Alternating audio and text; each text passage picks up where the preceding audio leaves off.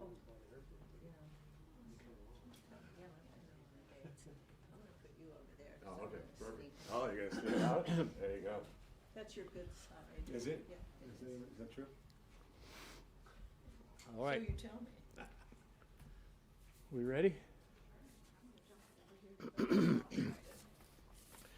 Well, thank you everybody for coming. As you know, this is tax day. We just finished I think at least 2.5 hour hearing in the Finance Committee with the CEO of the IRS, Frank Bisignano, and had an incredible report by him. And although there's a lot of politics going around tax season, the reality is this is one of the best and smoothest and most effective tax seasons that we've had.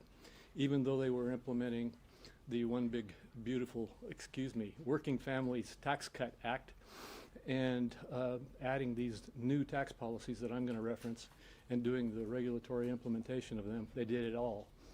And I just want to say at the outset, I'm really proud of Frank Bisignano and his team at the IRS for the great job that they've done. So the Working Families Tax Cut Act prevented more than a $4 trillion tax hike. You remember that whole debate during the reconciliation bill. It was a $4.3 trillion tax hike that was coming.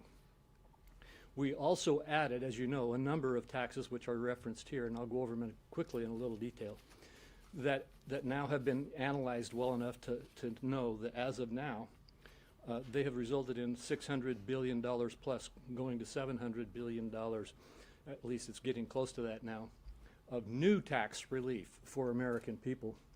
And of these new taxes, at least the largest proportional group getting the benefit of these is people making less than $50,000.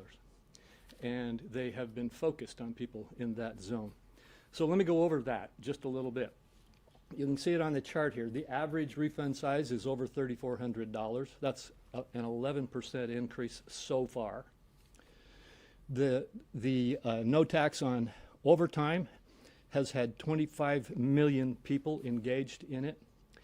And the no tax on tips, 6 million people have claimed it. The seniors deduction is up to 30 million people claiming it.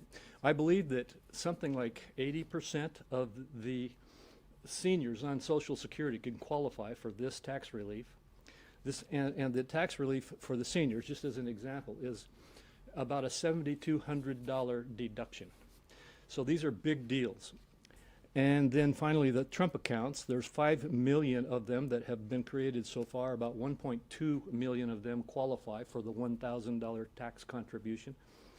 And the bottom line here is that we have a phenomenally increased boost from tax relief coming from the Working Families Tax Cut Act that are now showing in the tax season, the tax filing season. And you'll remember the law also restored and made permanent the 3 or 4 critical business taxes that have assured that we will get capital formation, jobs, new businesses, new workers, and higher wages in our economy. And the reminder on those, that was permanent R&D deduction, the 199A small business deduction, the other pro-growth job reinvestment of capital in new equipment, new workers, and workers, makes it so that we have a phenomenal boost outside of the individual part of the tax code, which is generating that capital formation that it drives the growth in our economy. All of these things are working. Filing season may be ending, but the benefits of the Working Families Tax Cut are not. They're just starting to prove as they roll out. And with that, I'd now like to turn to Senator Fisher. Thank you, Senator Crapo. This season, Americans are seeing more money come back to them. So more of your money is coming back to you because of the Working Families Tax Cut that we did earlier this year, last year. In President Trump's first term, in 2017, for many years I'd been working on a paid family medical leave. And it was a tax credit that we were proposing. We were able to get that as a pilot program in the 2017 reconciliation that we did, thanks to Senator Crapo and many others who were on the Finance Committee at that time, Senator Hatch, Senator Cornyn, Senator Portman, were champions of getting that in. But it was in as just a pilot program. We wanted to make sure that we could make it more attractive, basically, honestly. We wanted businesses to feel confidence that this was a program that was going to continue. And so, working with Senator Crapo, the Finance Committee, and with Republicans, we were able to make this permanent. This is a big deal. In 2017, the paid family medical leave was the first time you had those words in federal law. And it was a Republican Congress that got it done. Well, now we have a permanent program for paid family medical leave. Again, the first time in federal law that we have those words, that we have a program that addresses the needs of families. This is a tax credit for businesses so that they can offer their employees paid family medical leave.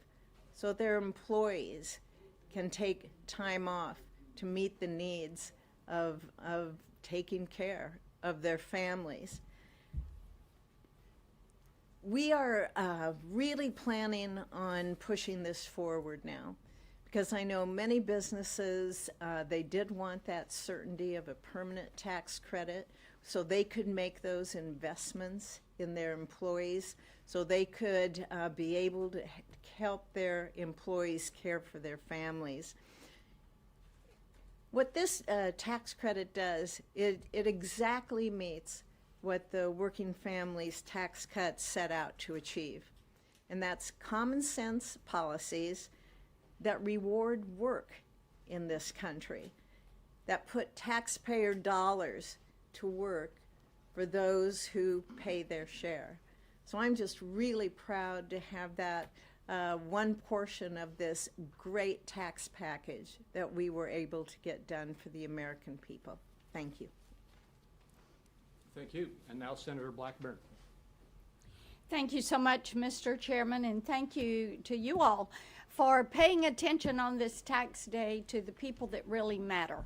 And that is the men and women across this country that are filing that return. And they're sending money to Washington, D.C., hard-earned money. And what they expect is that we are going to be good stewards of that money, and that we are going to give them the opportunity to keep more of their hard-earned money, not less. Now, every single Democrat in the Senate took the opportunity to vote no on all of these provisions that you're going to hear about today. Everything we are talking about, they voted no. They voted for more taxes. They voted for more government control.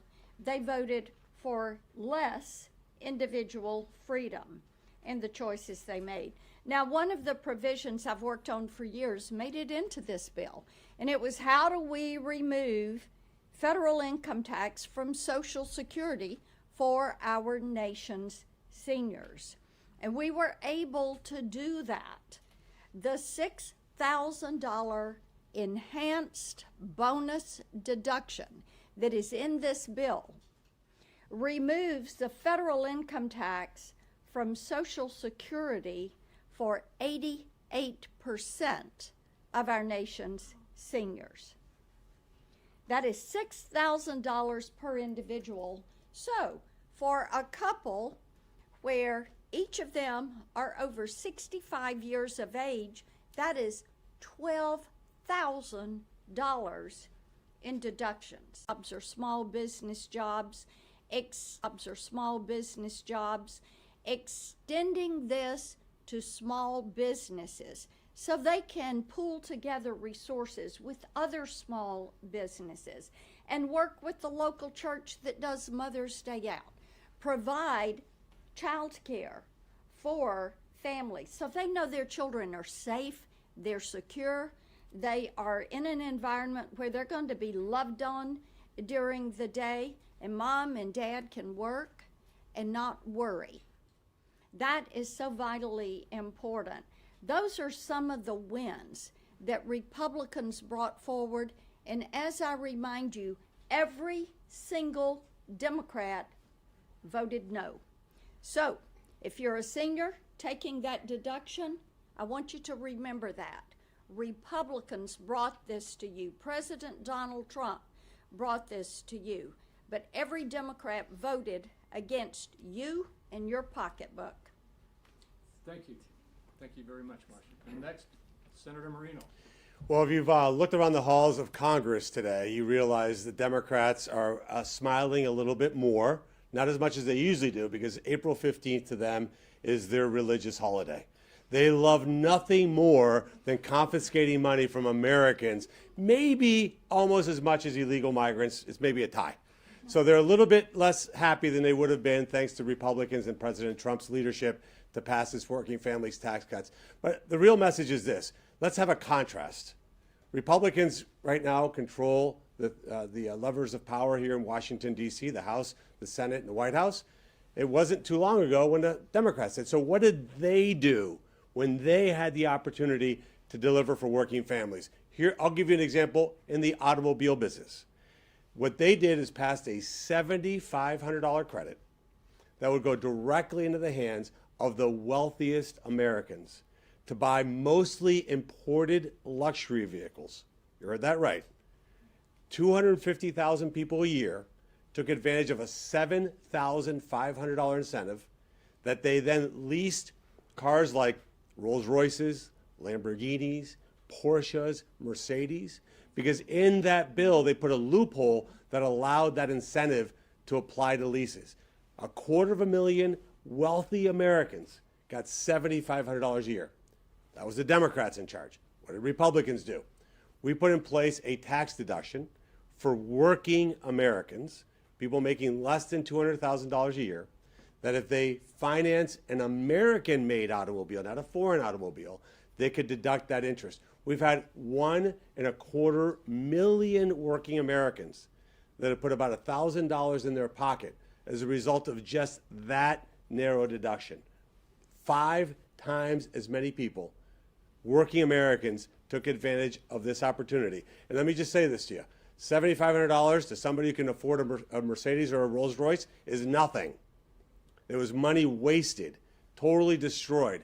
$1,000 in the hands of a working American that was struggling under Joe Biden's inflation is a meaningful deduction. And then when you add all these things up, we delivered for working Americans. And I'll just end with this.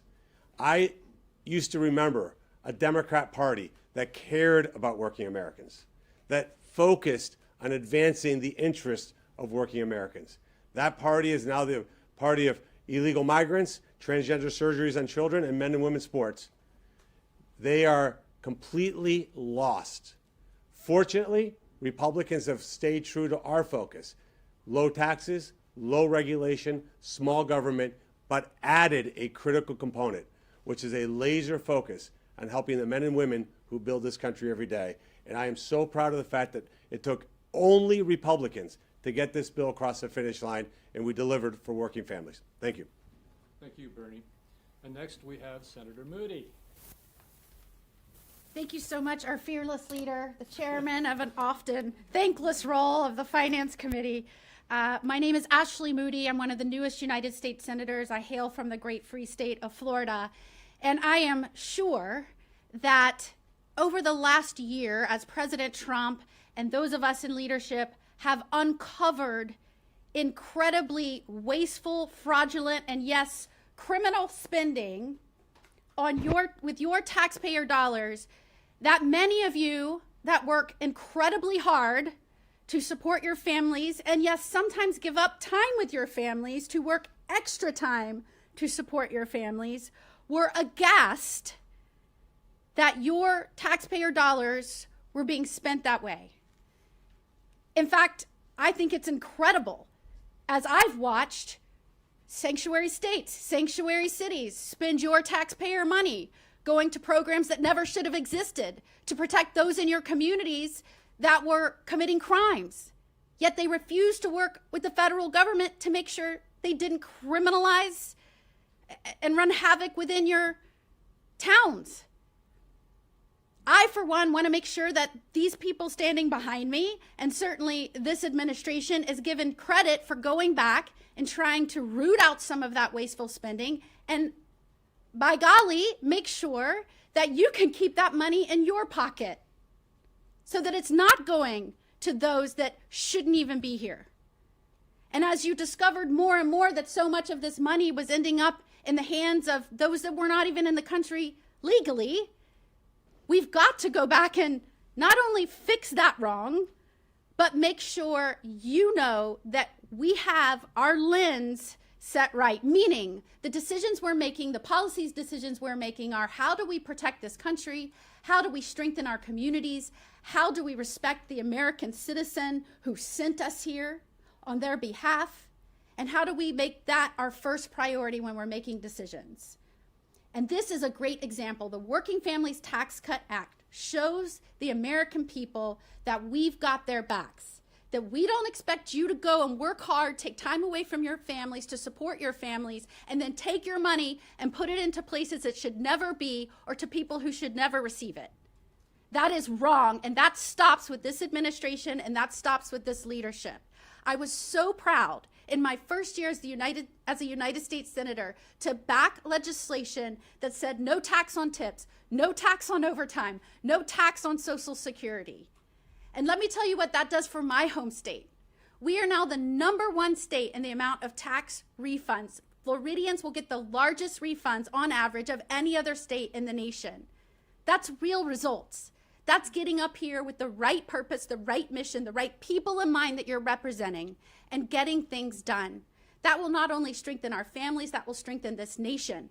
And I am so proud of the leadership here in the Senate and President Trump for making sure that we delivered on those promises. So I appreciate you guys being here today to pay attention to this important message on an important day that's really a solemn one for American citizens.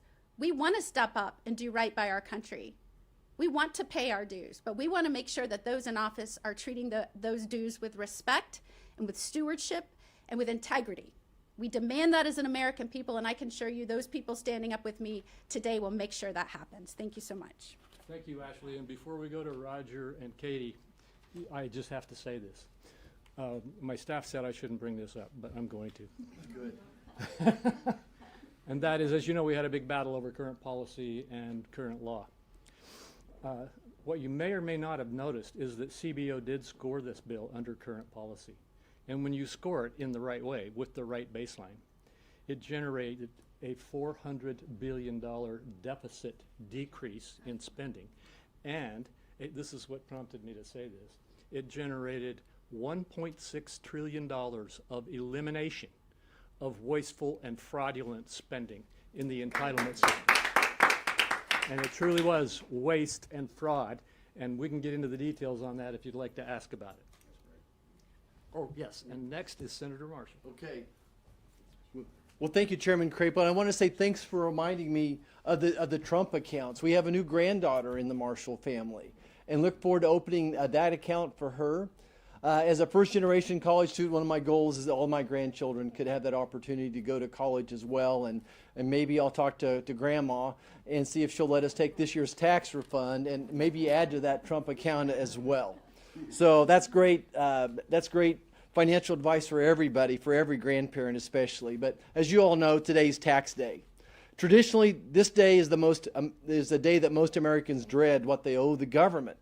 But this year, we're here to celebrate tax day, what the government is finally giving back, thanks to the working families' tax cuts. Approximately 70% of Americans are receiving tax refunds this year. 70%. An average year, maybe it's about 60%. So some going from 60 to 70% of Americans getting a tax refund is incredible. And when I think about the tax refunds, who's getting them? For hardworking, middle-income families, these refunds are typically in the $2,000 to $4,000 each. Again, that's real money to hardworking families. I spent my life around people who carry a lunch pail to work, nurses on double shifts, oil refinery and factory workers staying late, and Kansas farmers getting up before dawn. Washington has been writing off them for decades, but Republicans didn't. My first job off the farm was working at a cell barn. I was 15 years of age. The rumor is I maybe fibbed about my age, how old I needed to be, but I had an older brother that was working at the cell barn and they needed help. Many weekends we would work, a 12-hour shift was a short day. Oftentimes we worked 24, 30, 36 hours, and of course anything over 8 hours, guess what? We got overtime. So to a 15-year-old kid making $2.30 an hour on a weekend, working 30 hours, I was counting that money already and I was going to get myself a nice new truck. But then I opened that first check and the federal government had taken almost half of what I'd made in that overtime. And I'll never forget that. And that's one of the reasons why we passed the Working Family Tax Cuts bill and why I'm proud to have introduced the Overtime Wages Tax Relief Act. And Chairman, I'm grateful for you giving me the chance to lead that particular portion of it. Workers can deduct up to $12,500 in qualified overtime, $25,000 for married couples. Already now we had 15 million Americans, but I think the commissioner today said over 20 million people have taken advantage of that on their return as well. It is the most popular new cut in the bill, is getting this deduction for overtime. Average refunds are up over 10%. Listen, the money that we save, folks, it's a rent payment, it's a car payment. This is real money to hardworking Americans, but it's their money and they've earned it. I also want to speak to what we did in the Working Family Tax Cuts bill for rural America.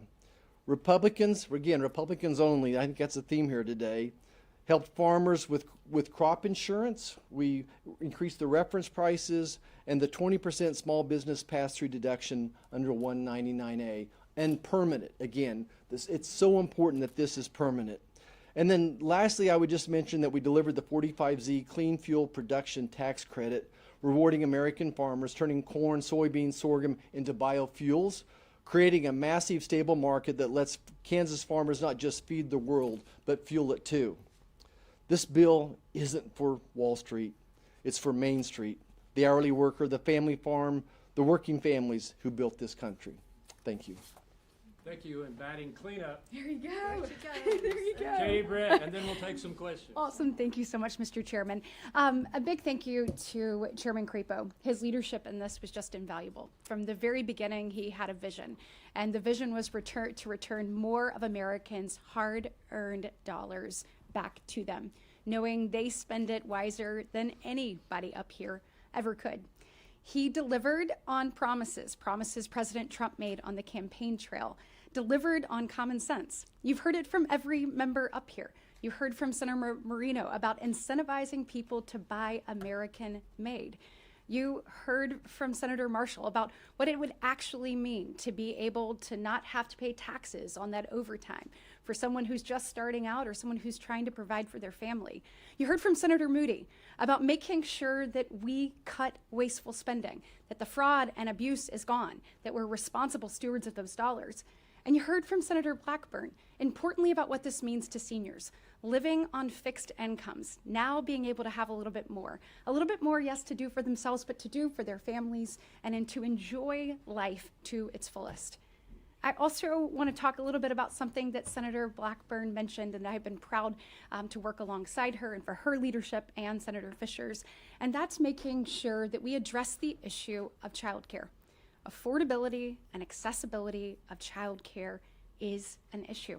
We've seen that from coast to coast. We've seen that and heard that from our largest manufacturers to our smallest businesses, that they have people who want to come to work, who want to be a part of building back America, but that affordability or accessibility is an impediment to that. So we took a look at the tax code and with Chair Crapo's help said, how can we make this better? How can we make sure that parents who are working to build a family and grow their family have an opportunity to do that? We did that in a couple of different ways. Number one, we took a look at DCAP. DCAP used to be $5,000, and it's been that way, tax deductible for parents since 1986. So for everyone kind of doing a rewind, President Reagan was in office the last time that we touched this. We actually updated that for the very first time with over a 50% increase, now allowing parents to keep $7,500 that they can use importantly in this area. Additionally, we took a look at the CDCTC that hasn't been updated since 2001, increasing that about $900. That is real money for parents, putting that back in their pocket. And since the first time in 2001, we updated 45F. That's where we're taking a look and saying, how can we have a collaboration, public-private partnerships? How can we make sure that everyone has a seat at the table as we work to address this in a responsible way? We know now that businesses, large corporations, have an opportunity to create larger on-site facilities or a voucher program that means something to people who are trying to build their family, trying to figure out how to take care of their children, trying to figure out how to allow them to achieve the American dream. And now also, for the very first time ever, small businesses get to take a part of that as well, pulling their resources up to $600,000. If you think about this, and I've heard Senator Blackburn talk about it, if you think about an industrial park there in rural America that's trying to figure out how do we get workers here and be able to create a sustainable environment where they know their children are being loved, this can do that. How do you take a look at the small businesses on your main street that make our communities thrive, that make Alabama so special? How do you let them work together to actually tackle this issue? This is how we do it. When we look over the years, and last year in particular, we lost 455,000 women from the workforce last year, from January into August of 2025. Look, we know that this affects parents, both men and women, but we know it disproportionately affects women in this. We want to make sure that every person who wants to achieve their American dream through coming and helping us build back America in this way has that opportunity. So I am proud of the work that we have done, Republicans have done. You've heard a lot of people talk about this, Democrats over the years, but Republicans are the ones who took action. Democrats, I want you to know, every single one of these things that you have seen on this list that you've heard my colleagues talk about, Democrats did reconciliation, did they not? Oh, yeah. Did they add any of these things Raised to your it? taxes. They raised your taxes through their bite at the apple, the reconciliation. What Republicans have done is given you more of your money. We have said if you are a hard-working person, parent in this country, we want to make you and help you achieve that American dream. Proud of the work that we did. Thank you for the leadership, Chairman Crapo. And we're just getting started. There's a lot more we want to do to make sure that we continue to build back America and implement President Trump's vision of every American being able to achieve their American dream. Thank you. Thank you, Katie.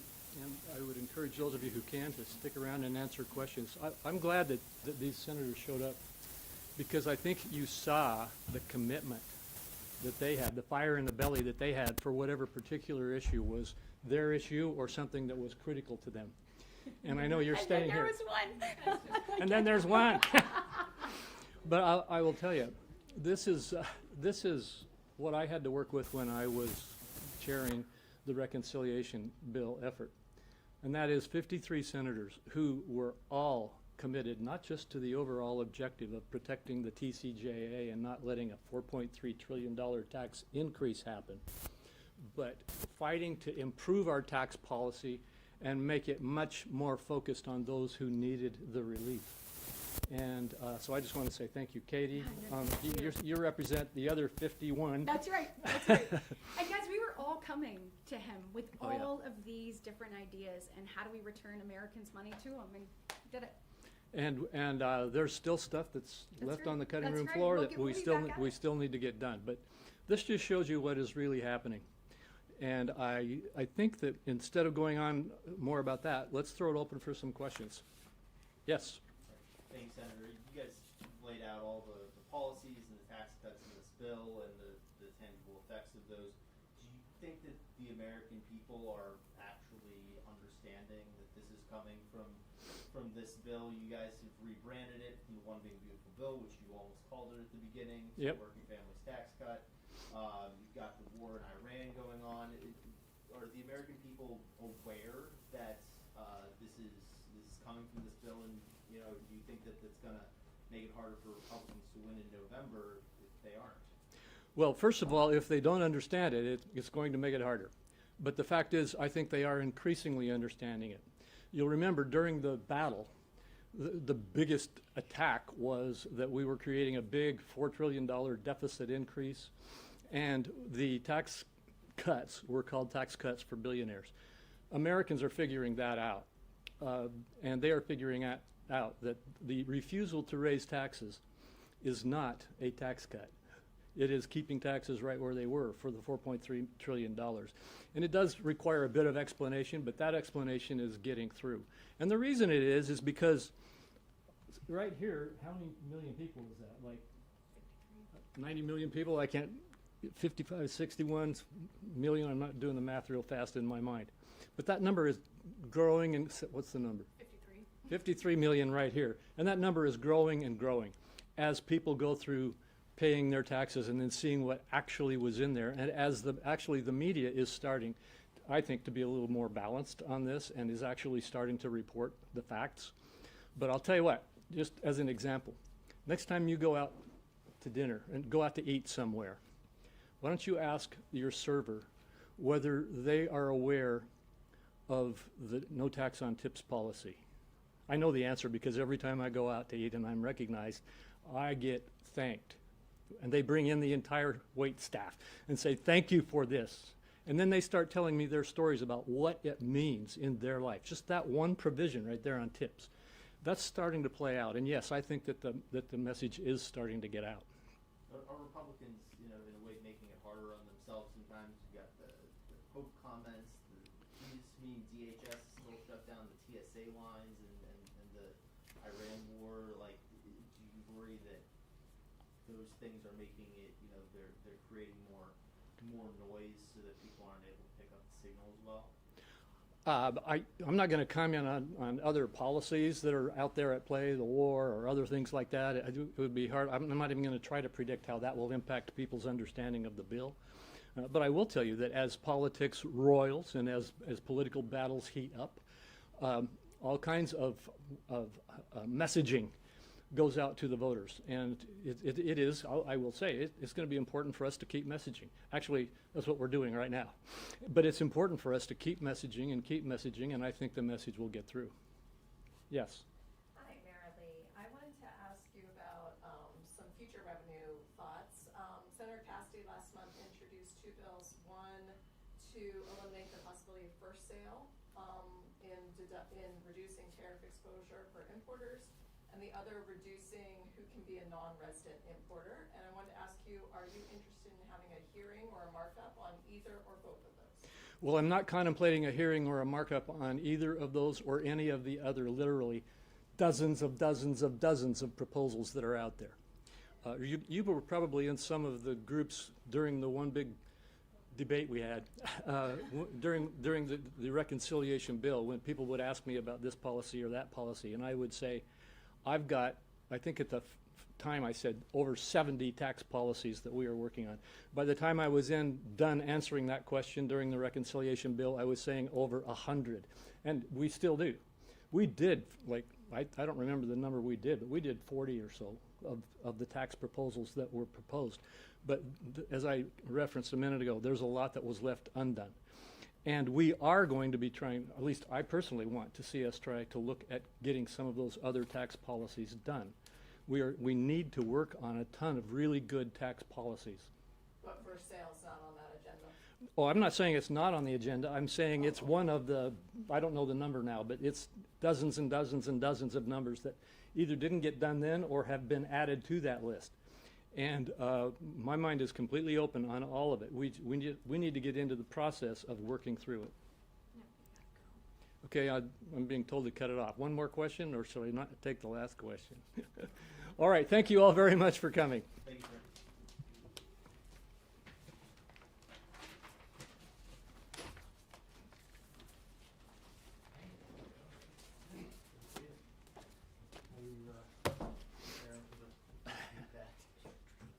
Good. She's what?